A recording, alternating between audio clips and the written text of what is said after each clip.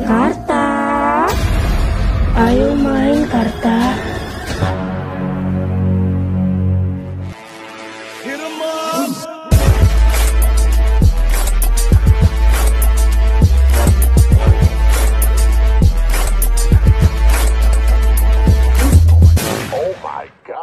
Hello baraya, kumaha, daramang bray, mugia sing sarehat sadayananya. Kali ini saya akan menceritakan alur film horor perjurigan duniawi asal Indonesia anu judulna teh Waktu Maghrib tahun 2023. Menceritakan tentang teror dedemit penculik para bocil di saat waktu maghrib. Oh iya bray, di sini Mimin akan menjelaskan filmnya dengan singkat dan padat aja ya, menggunakan teknik Mimin yaitu teknik skripsi. So, tong loba lalila deui bray. Seperti biasa, gra siapkeun cikopai, ut bray jeung bondai, dan selamat lalajo.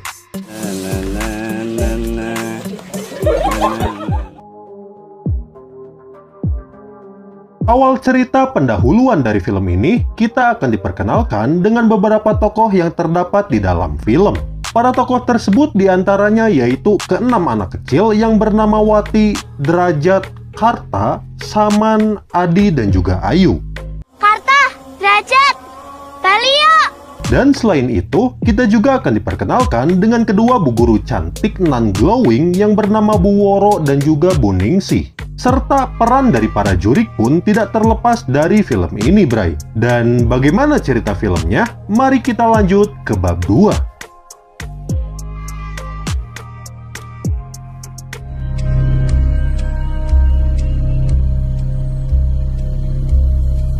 Di awal film, kita melihat 3 orang anak kecil yang sedang bermain di saat waktu maghrib. Ketiga anak tersebut bernama Wati, Derajat, dan juga Karta. Derajat, Balio.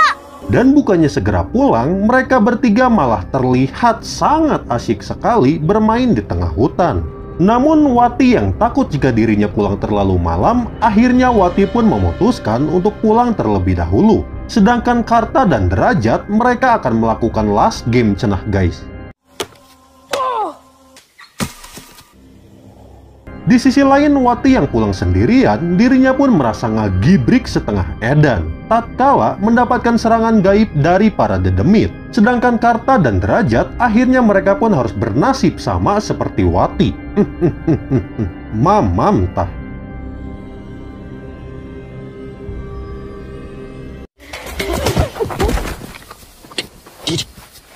Pahit. Pada tahap ini, seiring berjalannya waktu, 30 tahun pun berlalu. Scene menunjukkan kedua anak laki-laki yang sedang rusuh karena terlambat sekolah, bray. Iya, kedua anak tersebut bernama Adi dan juga Saman. Terlihat mereka yang selalu saja terlambat, akhirnya harus dimarahi oleh Bu Woro yang mirip Badara Wuhi. Sudah jam berapa ini? Kalian berdua nih maunya apa sih? Dan selain Adi dan juga Saman, kita juga akan diperkenalkan dengan murid wanita yang bernama Ayu. Terlihat dirinya pun lebih rajin dibandingkan Adi dan juga Saman, bray. Sehingga dengan adanya hal tersebut, Ayu pun lebih diperlakukan baik oleh Bu Woro.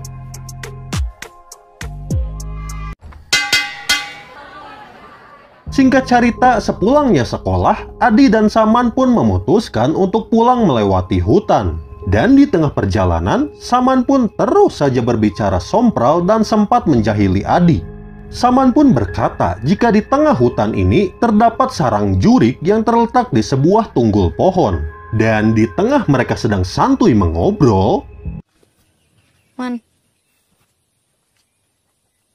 gak lucu, Man.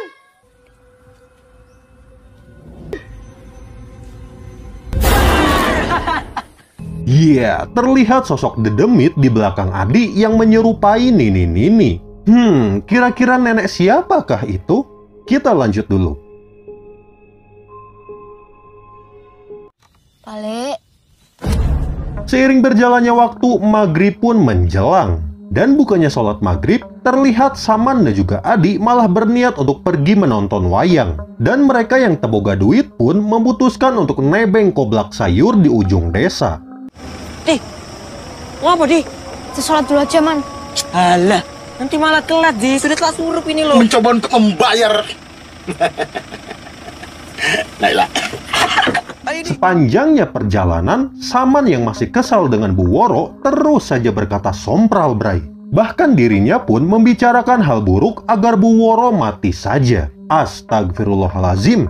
Dan di tengah santuinya Saman berkata toksik, mobil koblak yang mereka tumpangi pun secara ujuk-ujuk malah bocor.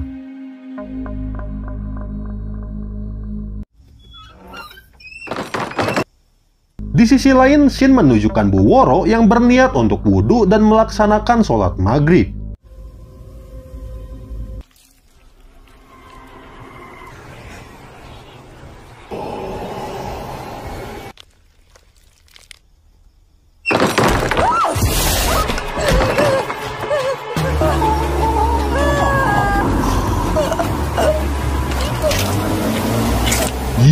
Sontak Bu Woro pun auto ngagibrik seawak-awak ketika dirinya malah diteror oleh jurik yang berwujud Nini-Nini. Dan alangkah malangnya nasib Badarawuhi ketika dirinya harus mati oleh si Nini.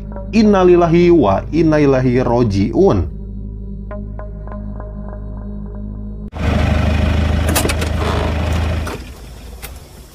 Sepulangnya dari nonton wayang, Saman pun syok parah ketika mendengar kabar bahwa Ibu Woro telah wafat.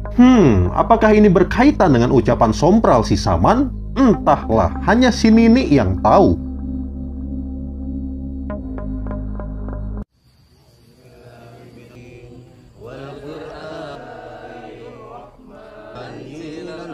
Pada keesokan harinya, acara tahlilan pun diadakan di rumah Bu Woro. Dan terlihat para muridnya termasuk Saman mengikuti acara itu, Bray. Namun di saat Saman sedang santuy melamun,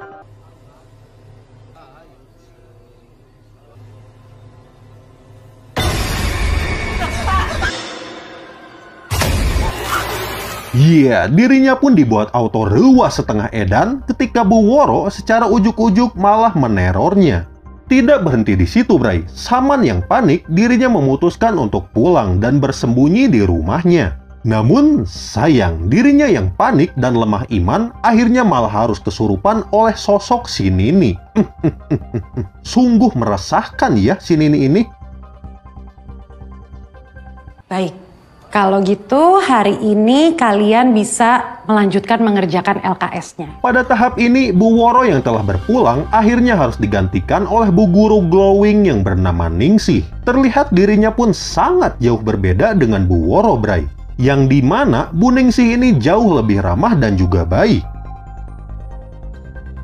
Di sisi lain, Adi dan Ayu pun merasa heran tatkala melihat Saman yang tak kunjung masuk sekolah. Dan rupanya Saman yang masih kesurupan oleh si Nini, dirinya pun dengan sadisnya berhasil membantai kakaknya sendiri dan mengirimnya ke alam barzah. Astagfirullahalazim. Dan parahnya, setelah melakukan hal tersebut, Saman pun malah dituntun oleh si Nini untuk melakukan diskon nyawa. Walah, Nini. Jangan!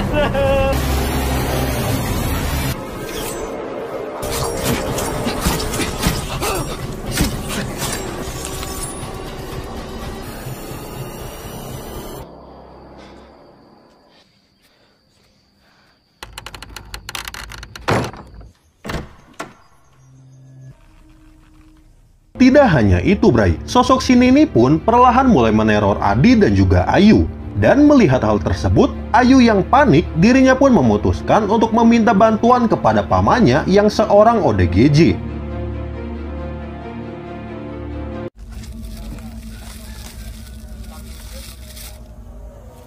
Di sini terungkap fakta, guys, bahwa paman Ayu ini rupanya adalah anak yang kita lihat di awal film.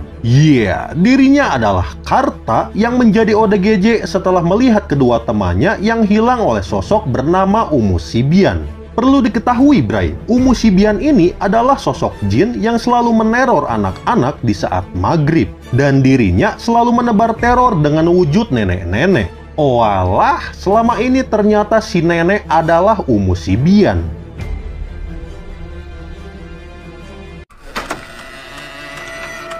Mengetahui hal tersebut, Ayu dan Karta pun berusaha untuk menyelamatkan Adi yang sekarang menjadi target dari si Nini. Karena walaupun Karta terlihat seperti ODGJ, tapi dirinya masih mengingat Tuhan, Bray. Dan di sana, Karta yang mengetahui kelemahan si nenek langsung mendatangi pohon keramat yang ada di tengah hutan. Sedangkan Ayu, dirinya pun berusaha untuk mencari Adi yang hilang. Wes, lu ojo ganggu. Ketegangan pun terjadi, Bray. Tatkala Karta yang berusaha membakar pohon keramat terus saja mendapatkan godaan dari para dedemit. Karta, ayo main Karta. Hingga pada akhirnya di akhir film, dengan bantuan doa dan juga kumandang azan maghrib, akhirnya Karta pun berhasil membakar pohon itu. Dan Adi pun akhirnya berhasil diselamatkan dari si nenek Sabian yang berusaha menculiknya. Hingga film pun tamat, Bray. Dan oke guys, itulah review singkat dari film Waktu Maghrib tahun 2023. Menurut IMDb, film ini memiliki rating 6,0 dan menurut Mimin pribadi, film ini cocoklah diberi nilai 6,5. Karena jujur Bray, di film ini kita akan diajarkan pentingnya jangan main di saat maghrib. Karena seperti yang kita ketahui, waktu maghrib adalah waktu peralihan antara dimensi kita dan juga dimensi gaib, Bray. Dan lebih baik kita melaksanakan sholat dan juga ngaji di saat waktu maghrib menjelang. Oh iya Bray, Mimin saranin untuk kalian nonton full film ini ya di situs nonton kesayangan kalian. Dan mungkin cukup sekian dulu alur film dari Mimin. Jika ada kesalahan, Mimin minta maaf ya. Semoga kalian sehat selalu. Dan terakhir, Mimin ucapkan Assalamualaikum warahmatullahi wabarakatuh.